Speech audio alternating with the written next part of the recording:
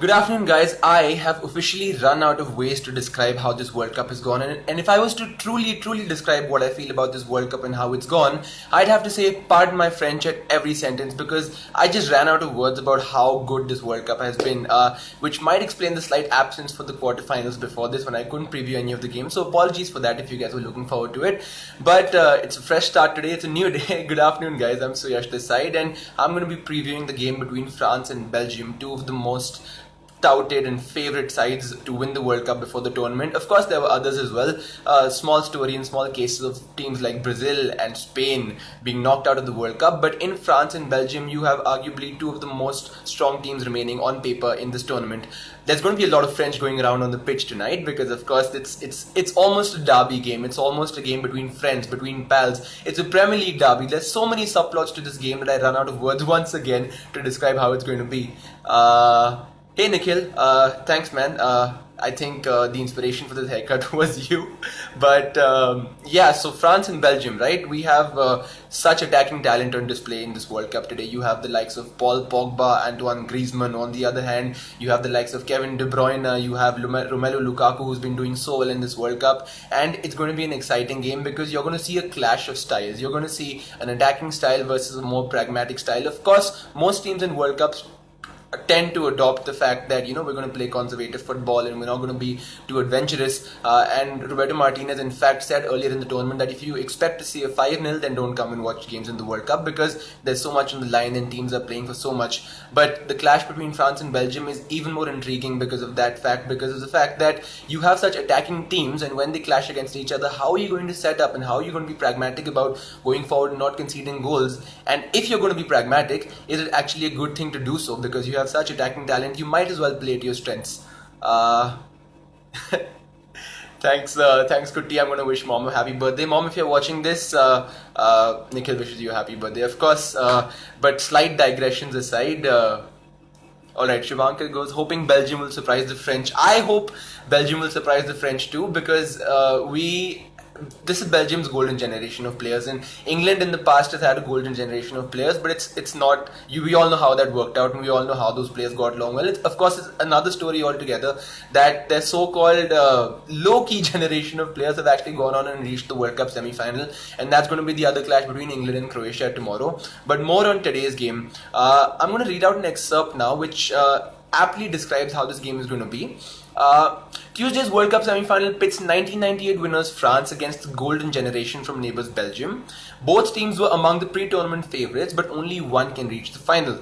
How are they going to fare? Well, see, Roberto Martinez, surprisingly, after being sacked as Everton boss, has not lost a single competitive game playing, managing the Belgian national team. And now that's a stat that surprised me as well when I came across it, because Martinez, for all said and done, he's not the most favored manager in the world. He's not the most tactically adept manager according to a lot of people, but the substitutions he's made in this tournament and the team selection he's had has been completely on point, and he's gotten the most out of these players so far in the tournament. And there's a couple of questions that's coming in right now. Anirudh Gumala says, Red Devils baby, and of course that quite goes against your Chelsea ethos, Anirudh, but I'm gonna excuse you for that one because I know you mean it for Belgium.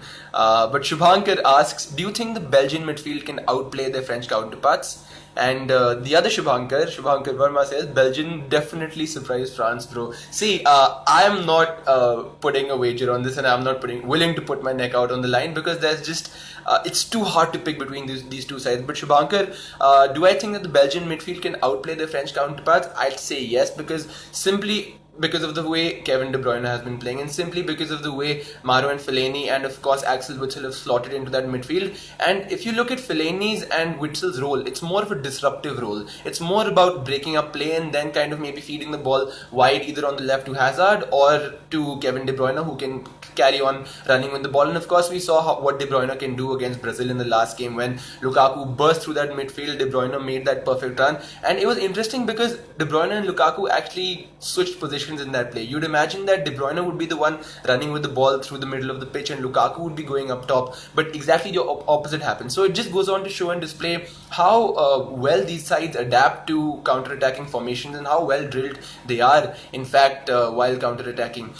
Belgium does have a counter-attacking game. You can't say the same about France, because France has more of a technical midfield. You know, you have the likes of Paul Pogba, you have the likes of Matuidi, but one area where France may feel that their cause can be co-opted is when Belgium switches the play quickly from side to side, and there's a lot of 2v1 situations that happen when France attacks, because Benjamin Pavard likes to bomb down the right flank, and if he's caught out further upon the field, then you're going to have situations where Eden Hazard and Romelu Lukaku can exploit the pace on those flanks. So that's something that you're going to definitely have to watch out for.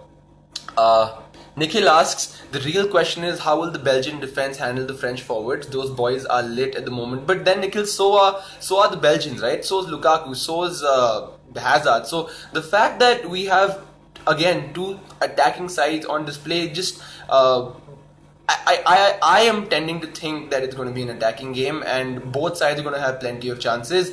One thing is for sure though, the French defense hasn't been tested so far yet. If you look how they scraped past Australia in their first game, they had a narrow victory against Peru as well, and they had not a very convincing victory against Argentina as well, because sure, you might argue that they broke fast on the counter-attack, and but the end score was actually 4-3 by the end of the game. So you can't really say that the French defense has been tested. Are Matuidi and Varane the ideal centre-back partnership? I think not, because one doesn't seem to know, or at least from television and when the spectators watching at home, you can't really tell what role both centre backs are playing, because you normally have partnerships where, say, one is taller, so like one attacks the ball, one drops back, one is quicker, one is the more aggressive one. With Varane and Umtiti, I beg your pardon, you really don't know what their roles are, and the fact that Hugo Lloris has had to make so many saves throughout this tournament only goes on to highlight the fact that maybe the centre backs aren't doing their job well.